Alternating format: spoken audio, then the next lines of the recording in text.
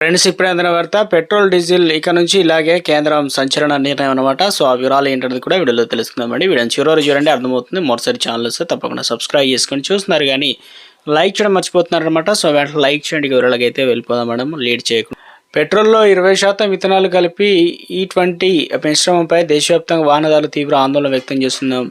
కేంద్రం మాత్రం దీనికి వెనక్కి తగ్గేది లేదని తేల్చి చెప్పింది. ఒకవైపు E20 మిశ్రమ ప్రయోగ దశల్లో అయితే ఉందని తాజాగా సుప్రీంకోర్టు చెప్పిన ప్రభుత్వం, ఇక ఇవాళ పార్లమెంట్లో మాత్రం మాట మార్చి దీన్నే దేశవ్యాప్తంగా అమల్లోకి తెచ్చినట్లు ప్రకటిస్తుంది. ఇక అంతేకాదు, ఇకపైన దేశంలో E20 క్లీన్ చమురు మాత్రమే దొరుకుతుందని, స్వచ్ఛమైన పెట్రోల్ అందుబాటులో ఉండబోదని చెప్పేసి తెలియజేసింది అనమాట. ఇక E20 పెట్రోల్ మైలేజీని మీరు కొలవలేరు వాహనదారులు గరి మరో షాక్. E20 పెట్రోల్ సురక్షితమైన, స్వచ్ఛమైన, సాంకేతిక అధునాతనమైన ఇంధనం అని, ఇథనాల్ లేని పెట్రోల్ విధానానికి తిరిగి వెళ్లే ప్రతిపాదనను ఏదీ లేదని కేంద్రం ప్రభుత్వం వాళ్ళ పార్లమెంట్లో స్పష్టం చేసింది. అలాగే ఇథనాల్ మిశ్రమాన్ని 20% కంటే ఎక్కువ పెంచే నిర్ణయం కూడా తీసుకోలేదని కేంద్ర పెట్రోలియం, సహజ వాయువుల శాఖ సహాయ మంత్రి సురేష్ ఘోషే పార్లమెంట్ తెలియజేసింది. తక్కువ ప్రమాణాలు తిరిగి వెళ్ళడం కాకుండా ఉన్నతమైనటువంటి మెరుగైన సాంకేతిక వైపు పయనించడమే ప్రభుత్వ విధానమని వెల్లడించింది.